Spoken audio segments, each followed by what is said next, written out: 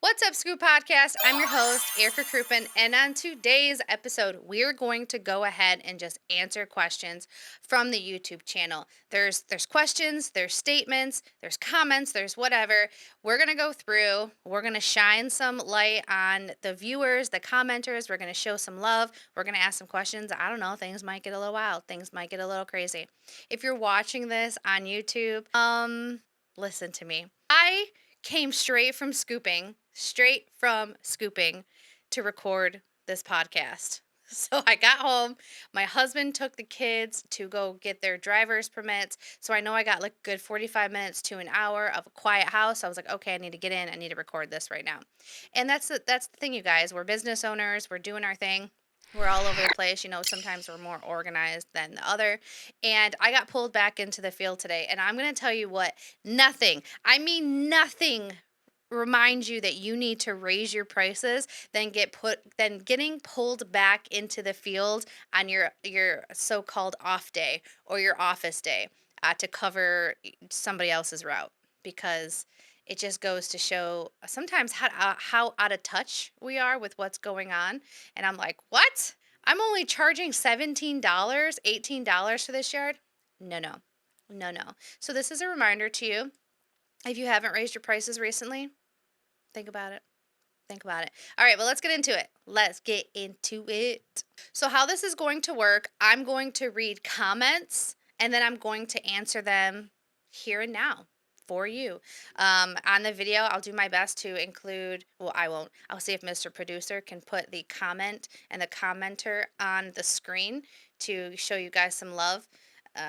Just in case I butcher your guys' name. All right, so this is recent. This is from the video of the recent video. Writing this list has changed my life. Pooper Scooper edition. Commenter says, I didn't know daylight was such a limiting part of America, and I think I suffer from sad, and more so with things that go bad in the past, like breaking my leg ice skating in December. I've always had a theory that the reason pretty much all big calendar events is during this period to help people overcome sad. Bonfire nights, Halloween, Christmas Eve, New Year's Eve and Day, Valentine's Day, Pancake Day, other two, other two until April Fools, Easter holidays. Okay, maybe I'm not the best at reading this stuff. But anyways, this is coming from the episode that I did about just being like a sad girl, a sad person, holiday depression, seasonal depression. And I talked a little bit about that. So if you haven't watched that video, go ahead and check that out. But I think what I didn't touch on, which this is what Clint Dean 973 kind of was referencing to, that if we have like childhood trauma or we have issues or things that happen to us around a holiday, maybe there is a death or, a tragic event or just trauma, right? That would happen, then that makes holidays an anxious time, a sad time. And I know for me growing up, there was a lot of stress around the holidays. There was a lot of chaos. And so for me around the holiday time, it's chaotic and my nerves are like raised. And there was just a lot of like sad times. And so with that stuff happening as a child, now going into my adulthood, your body holds on to that trauma. And that's what my therapist told me. It's like even though I want to let it go, my body is still holding on to it. And so even like around my birthday, my body remembers some of the bad times, right? And even though we want to work past it, it's it's a daily effort and it's a daily stride. So just know if this happens to you and for some reason around the holidays you feel like numb or you feel sad or you feel like you don't want to do it, just know it's not alone. It's just probably because of something that had happened to you when you were younger and your body is holding on to it. And it's okay to give into it and be like, I'm just not going to do the holidays. No, thank you. Or just do your best, right? Just do your best, the best that you can. Take on as much as you can. Put boundaries. Like if you can't go to somebody's house or you can't go to an event or you can't participate in something or you can't fully decorate your entire house, maybe you just put up like a little tree for Christmas on a table and that's all you're able to do. That's okay. You shouldn't feel bad about that. My husband loves to decorate for the holidays. He freaking loves this crap. For me, I don't care. I couldn't care less. But because of the kids and because of him, it's helped me get more into it, and I enjoy that time decorating with him. But for the most part, he's the one that like does all of it. He puts it up, he takes it down, and he gets really excited. And I know he's had the conversation about getting upset that that people don't help him put the stuff away. But I think he's just kind of like work past that and know and realizes that like he's the one that wants this, so he just has to do it. Happy PKG says, "You, my friend, are such a gem with a heart." Thank you, thank you. You've been a long time subscriber, and I truly appreciate you. Just in comments, probably my main issue is lack of conversion. And this was under the short where it said how to build a strong spring rush. Justin, I feel you. I hear you. Conversion really comes from your selling skills, right? You need to learn how to sell. You need to learn how to close. I can't tell you because I don't know what your weaknesses are. I don't know where you're struggling. I don't know how you're communicating with your customers. But from what I've learned is going through text message or going through email with a customer that's hemming and hawing seems to not work the best. Calling them on the phone and having a conversation with them so they can hear the warm voice, you can have the conversation, and then as you're going through this, you're going to hear different excuses or different reasons of why they're not going to move forward with your service. You know, they might say the price is too high, my wife doesn't want to move forward, my kids are going to pick it up, my landscapers, well, whatever the situation is. As you keep getting these no's and you keep getting these, write them down on a piece of paper and then come up with responses to these. So when somebody says it to you, you have a script of overcoming objections. It's an overcoming objection sheet. I don't have one per se because I haven't taken the time to write this down, but when I was selling jewelry, we had an overcoming objections sheet and it worked really, really well. And having this conversation with you reminded me of that sheet. So I need to put one together as well. And just trial and error. But definitely calling them and having that conversation and that warm voice helps. I'm not saying you're gonna close it every time, but definitely helps. So work on that. Work on your closing. Thank you for commenting. All right. Clint Dean is back. He said, "Hey Erica, I love your podcast and your amazing personality. Big thanks from England." Thank you. I appreciate it. I do got a big personality. Whoop whoop. All right, Shane something something 2650 commented on business plan overview for the dog waste removal business 2023. They said, "I'm seriously considering starting a pet waste removal business, but I live in a very low income area. I'm not super confident it would be feasible, but it's worth a shot." Well, what I would suggest is looking outside of the area that you live to see what the income level is. Something within maybe a 15, 20-mile radius. And I know that might seem kind of far, but you got to go where the money is, where people have extra income. And just start doing your research out there. See if there's a lot of landscaping companies out there. If you're seeing other like cleaning services, gutter services, power washing services, just things of that nature. That's like doing the market research. See if there's other pooper scoopers in the area that are servicing that area and what they're charging, and just investigate. But you might need to work away. I'm not going to say you might. You're going to need to work away from where you live or where you're at right now, because if the money is not there, the money is not there, okay? So definitely look into that. And thank you so much for the question. I appreciate it. All right, Brenda Jean, what do you do when you want to take a vacation if you're a one girl show in business? Thinking about starting, but was curious about that. Great question. So, when you're a one girl show, I was before, once upon a time, you have a couple different options. You could either hire, like I did, because I wanted to go to Punta Cana. And so I hired really quick and I just left my business in the hands of the new hire and my brother. And I just that's crazy. That's crazy to think about. I mean, they figured it out, they handled it, they cared. I wouldn't suggest that, but that's what I did. Or you could shut down for the entire week, depending on where you live. With us, shutting down during the winter is okay because there's snow on the ground. So a lot of times we shut down between Christmas and New Year's. People they don't really care because there's snow on the ground. But if you shut down around a holiday such as like 4th of July or Labor Day or Memorial Day, usually Labor Day for us is a little bit more lenient than Memorial Day because the summer's popping on Memorial Day, then people are getting a little bit feisty. Taking vacations during graduation season can be tough because you might, lose out on some extra income that you definitely could be generating. So just be mindful of that. Be mindful of when you want to shut down, and if you want to, it's your business. At the end of the day, just make sure that you're communicating with your customer, giving them like a month's notice and say, hey, listen, I like to take a vacation the first week of June or the third week of June when my kids get out of school.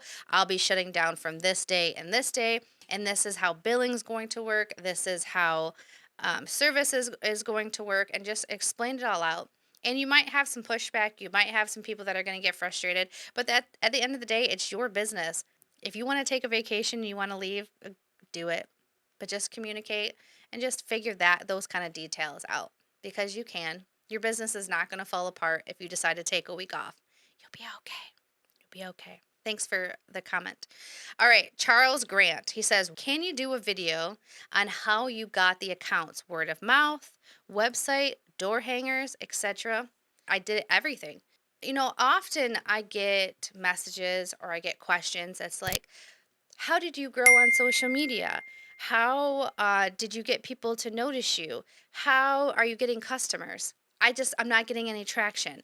I'm not getting anybody to like my post. And then I look at their page and they have like 72 followers on Facebook.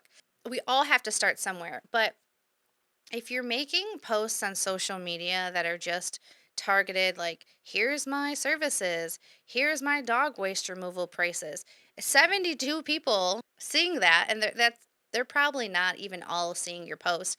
That's not gaining any traction. On your social media, and even on Google too, right? You need to post mixed content. You need to post content for your followers, the reason why they're following you. So like dog memes, dog poop memes, you as a person, maybe you're putting out content and they like your personality. You have to put content out there that is for those people. Then you also need to put out trending content that's going to get pushed out to other people to bring them in. Okay, so you could do a trending video, trending sound, something, like maybe like a hot topic, maybe something that you could talk about that's still like related to the dog waste removal industry or the pet industry or something like that, something that's relatable.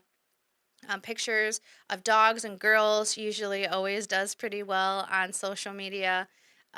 So you gotta come up with a strategy. I'm not a social media strategist, but I will say that when I started my business, I was posting on social media one, two, three, 5 times a day, posting pictures, posting videos, talking about the service, talking about dogs, connecting with people, updating people on what's going on with the business. There was nobody listening. It was crickets, but I was still just producing content and putting stuff out there to see what would stick. Okay, so you got to get creative. You have to get outside the box and stop looking at what other people are doing all the time and comparing yourself. They're like, well, they're doing this, so I need to do that. Yeah, you can look and be like, all right, that's a good idea, but you as an individual, be creative. Lean into yourself and develop your own online personality and your own personality. Gary Vee recently said this, and people were like, "Oh, what's my niche? I need to niche down." And Gary Vee said something along the lines of like, "You are the niche," and that's something that I struggle with too, because I'm like, "What's my niche?" And I'm like, "You're right, Erica. I am the niche. I'm a girl that likes to work out. I'm a woman. Why do I keep calling myself a girl? I have no idea. Maybe because I want to be younger. I don't know. But anyways, I'm a woman that likes to work out. I own a business. I do mental health stuff. I'm a dog mom. I like to connect with people. There's a lot of things that I like to do. And so, yeah, My main niche right now is business content, because that's what I'm putting out there. But I'm not just going to be like, okay, I can only talk about business content because I got a niche down. You are the niche. So figure out what you want your niche to be, and then your subcategories for your business page to attract people. But at the end of the day, you want to attract people that obviously have dogs, or dog lovers, or people that care about dogs, and then people that are willing to share your services with other people. When they see that you post something, or they know somebody that could use your service, they're going to tag that person, they're going to share the post. Those are the kind of people that you're trying to attract. You don't really want to attract people that poo poo on your service, where they're like, I can't believe you wouldn't scoop your own dog poop. You need to basically scoop it out of their butthole as it's falling out. That's not the person you're trying to attract. So when you're trying to come up with social media content, be like, who am I speaking to? Who is this for? But at the end of the day, don't spend too much time in the weeds thinking of this, because you'll get like analysis paralysis, and then you won't post anything. You need to be posting every single day, especially in the beginning. And if you have under 100 followers, Facebook isn't showing your page to anybody. So you need to build up your followers, and you're going to do that by posting organic content, reels, pictures, memes, interacting with people in the comments. And then if you want to get off social media, you need to interact in the community. Tell everybody about your business. Have your cards everywhere. I always had my magnets on my vehicle. It didn't matter where I was going. I would wear my company shirt. Any chance I could get, I would have a conversation with somebody, and then by the end of the conversation, they knew what I did, they knew my name, and they had a business card all around town. I went from business to business to business to business, handing out donuts and business cards, introducing myself. So that kind of stuff. It's exhausting, but here's the thing: being an entrepreneur is exhausting. Being a business owner is exhausting, and you have to love the process. You have to love what you're doing. And if you're like, I don't want to do that, that sounds too hard, I don't have time for that, then either you got to pay somebody to do it for you, or you're going to have to do it yourself, and you're going to have to figure that out. Hope that helps. Hope that helps. All right, Clint Dean said, I already run a small one-person window cleaning business in the UK, and I'm thinking about setting up a poop scooping business. There is only one popular company in my city, and they sanitize scoop for $9 for one dog. I think the UK is behind on the service, and I love the awareness you bring to the game. I appreciate that. Thank you. I am curious of what company you know, because I do know a very large company that is in the UK, but I know the UK is really big, so she's the dog poo fairy. I think, and she's got a real big business. She got a real big business. Okay, now the I don't know, Mr. Producer. Let's put this question up there. I can't. I don't know what the name is. They commented on, is it okay to change your logo? I got a new logo. I've changed my logo like several times. They said, what demographic have you had the best response on Facebook? I did pets, dogs, and children for interest, and it worked good for a while. Now it's basically just sends it to the same people over and over again who are already customers. I need to change my ad campaign targets to continue to grow. I'm in a bit of a plateau, and it's discouraging. Yeah, so switch it up. I necessarily wouldn't have children out there, because I don't know. Maybe that kind of will decrease your stuff. But Facebook's changing. Things are constantly changing. So you could do something around of like people who love dogs, and just tags around that. That's what I've posted for a lot, and I just do like play on words. Um, maybe something along the lines of like people that like getting services done, or whatever other keywords that you can come up with, that Facebook allows you. And then just start switching up your marketing strategy and the type of posts that you're putting out there. And pictures of dogs always do really well. So if you get pictures of dogs, do that. And pictures of women. Pictures of women always seem to do better. Whenever I post any pictures of me or the staff, the female staff, that does just about as good as a picture of a cute dog. If I usually post anything with my husband in it, it doesn't really get a lot of traction. So if you're like, well, I'm not a woman, get a picture of a woman in your shirt and have them with a scooper bucket and a rake in their hand and just, post stuff like that. I'm not a marketing strategist, right? I'm still trying to figure all this stuff out. But what I do know is if you're posting stuff, like a post, and you've posted it a handful of times and it hasn't worked, it's not going to work. So try something different. I need to drink some coffee. I'm getting tired. Woo. Hope that helps. I don't think that did though. That wasn't the best. All right. Next question. Awesome video. Thank you for this. Do you still put the dog poop in the customer's trash can or do you add a haul away service? Me personally, I still double bag it. We put it in the homeowner's trash can. We love that. There are companies that take the poop with them, and then there's companies that do not haul it. They put it in the homeowner's trash can, but for an extra fee, you can charge them to take it away and haul it. That's up to you. It's your business. Do what you want to do. All right, Squishy Poo. 458 says, I provide pet waste removal service and lawn mowing with the client's lawnmower. Interesting. I also provide garage cleanups as I have one client who puts their dog in the garage while on short vacation. So I do check ins and cleanups on that as well. Soon we'll be adding deodorizing, spraying, and possibly bucket service. Thank you for all your videos. It's definitely helped open up my minds to what additional services you could offer. Hey, thank you for that comment. That's a lot of extra services. That's a lot of things. Thank you for letting us know that that kind of stuff is available. Appreciate that. Next question. Is there a big Facebook group for scoopers? Awesome video, by the way. There is a Facebook group for scoopers, but I'm not allowed to talk about it. Wah, wah, wah. Sorry. I've been sworn to silence. Noticed you said a good business name is important. Thoughts on my business name? Pain in the Grass with a capital A and then lowercase ss. Pet waste removal. Here's what I'm going to say about that. I like it. It's a good play on words. I like it. The only thing with profanity, right, because the ASS, I would have to say Facebook might shut it down. Other promotional websites might shut it down. Google might suppress it because it's, considered a bad word. It could be. If you're going for commercial accounts, they might not want that bebopping around in their communities, but then they might.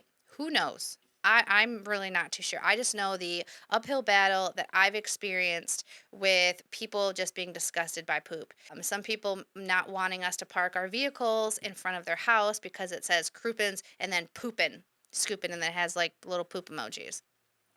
People are weird. But then again, you can't just adjust. You can't please everybody, right? You can't please everybody because if you do that, you please nobody. So I will say, um, do what you got to do.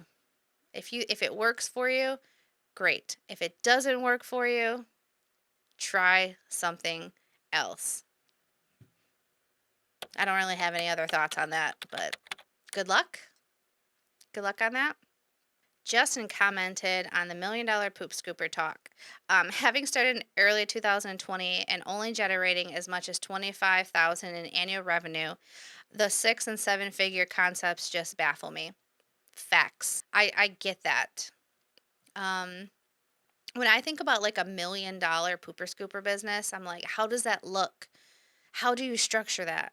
Well, you need more customers, you need more policies, you need more procedures, and you need more employees. And I have, I got a 6 figure business, and it's totally doable. You guys, I have not had the pleasure of having more 6 figure businesses and 7 figure, or is there 8 figure or 8 figure businesses on here? I haven't had the pleasure of it, but I'm going to because we want to know. We want to know how this works because it shows us that it is possible and something to strive for. So I feel you, Justin. It's crazy, but it's definitely doable. Next question. Hi, I have a question. Is my business a corporation, an LLC, or a sole proprietorship? What type of business ownership do you recommend when starting a poop scooping business? I recommend getting an LLC, which is a limited liability company. That's what I have now. When I first started, I had a DBA, which was a doing business as. Just go straight for the LLC, okay? And because that provides more protection around you, it also it makes it to where when you go to, if you're going to apply for a loan or business credit or open up a business bank account, they want an LLC on there. And if you're going to get commercial accounts, corporate accounts, they want to see that you're an LLC. A DBA is just, it's not very professional, especially if you're wanting to grow a big business that might possibly have a lot of liability. And you might be like, liability, you're just scooping dog poop. I'm telling you, things happen. One of my employees smashed my truck. The whole thing, smashed the truck. $10,000 in damage, okay? I had another employee leave a gate open and two dogs got out. Luckily, they made it back home. But what happens if they didn't? My ass would have been so sued. Could have shut my business down. It's terrible. So definitely get an LLC so you can get all the proper insurance and you'll be good to go. Our next question. How do you schedule your visits and holidays while being an owner operator? Some customers will expect 4 visits a month, which it doesn't exist that way unless we follow a 13-year month. What I do is when I set my prices, say for instance, if you want to charge somebody $20 a week, let's just say $20 because that's what I can think off the top of my head. Okay. And they want to be serviced one time a week. Some weeks or some months have 4 weeks and some have 5.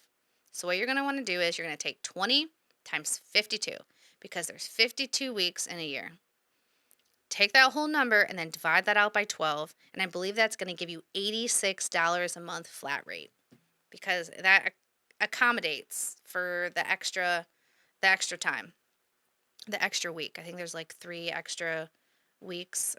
You get what I'm saying? Or 3 months that have 1 extra week. That accommodates for that.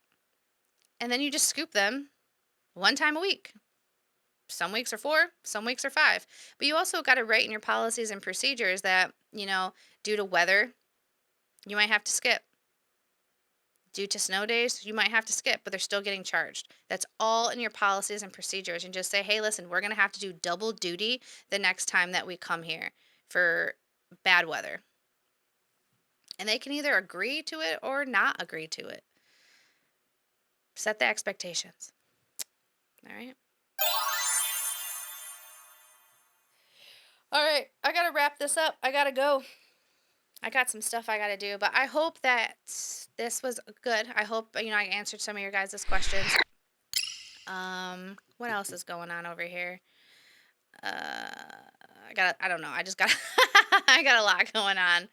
But I wanted to make sure I was getting this podcast done. What happened over the weekend? Let's do like a little recap. Last weekend, I went to LAL, which is Launcherpreneur Academy. Brian Fullerton puts on that event with a whole slew of people with his wife, and he's got a whole gang of people that do that. And it's really nice because there was a lot of guest speakers there. I got to meet Jeff Joyner in person. He's the author of Say It Like It Matters When It Matters. That's a really good book. If you have not, check that book out. Go ahead and check that out for sure. And then I got to connect with a lot of you guys that I've met on social media that we follow each other on Instagram and on YouTube and all of the things. Got to meet some really cool listeners in the landscaping industry. One day I hope to be able to put on an event like that for pooper scoopers. That's a goal of mine. 5-year goal, maybe a 10-year goal, maybe sooner. I don't know. But I would love to do something like that because it's just really cool to see everybody get together and all the sub conversations that are happening and the pictures and the connections and the information swapping. It's just the landscaping communities doing some cool stuff. So hopefully one day the pooper scooper community will be doing that kind of stuff too. So yeah, that'd be really cool. But I hope you guys like this. I know there's some questions on here that I wasn't able to answer through YouTube, and I've been kind of like falling behind on that kind of stuff. But sometimes I take on too much stuff, and I just don't got enough time to do it. I appreciate you guys. And until next time, bye.